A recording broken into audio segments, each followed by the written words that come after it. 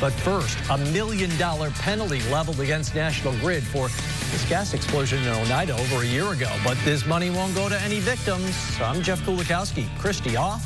At 11 nonstop minutes of news start now. From WSYR TV Syracuse.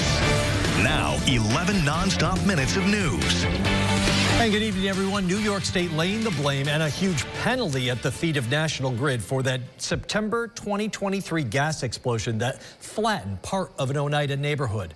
News Channel 9's Alexander Dern tonight breaks down the settlement.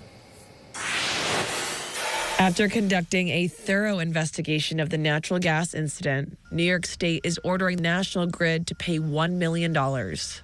The State Public Service Commission says National Grid workers failed to turn off the electricity to the home at 532 West Elm Street after a car crashed into it back on September 9th of 2023, damaging a gas meter and causing an above-ground natural gas leak. First responders and National Grid workers evacuated the home and others nearby before the house exploded. Incredibly, no one was injured. A National Grid employee had contacted headquarters and requested a specialized gas operations unit.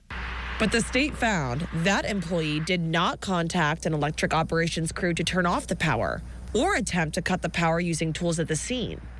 The state also determining National Grid policies and procedures are not equipped with the detailed protocols to disconnect power during a natural gas emergency. And the dispatch supervisor did not report the explosion to the Department of Public Service soon enough.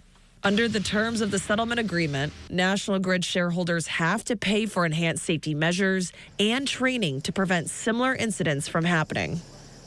Alexander Dern, News Channel 9. Now, National Grid responded to our request for a statement on the settlement with a brief recap of the events and then expressing safety of its employees, customers, and communities is the company's top priority. When I pressed him for more, a spokesperson told me National Grid has no further comment on the matter. Well, it's still relatively quiet outside, but we are about to